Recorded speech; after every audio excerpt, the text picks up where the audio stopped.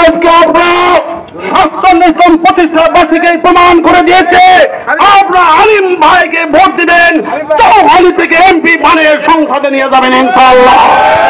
আমরা আজকে ফেব্রুয়ারিতে নির্বাচন ঘোষণা করেছেন, বাংলাদেশের একটি কর্মী বাঁচা থাকা পর্যন্ত, জাতীয়তাবাদী দল বাঁচা থাকা পর্যন্ত ফেব্রুয়ারিতে নির্বাচন হবে, নির্বাচন কেউ বাতিল করতে পারবে।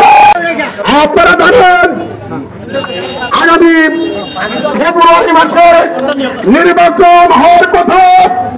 এই নির্বাচনের তারিখ ঘোষণা করার পর বাংলাদেশ জামাতি ইসলামী চরমোনাই এবং ফেসিবাদের দোসররা তাদের মধ্যে তারা আরম্ভ হয়ে গেছে।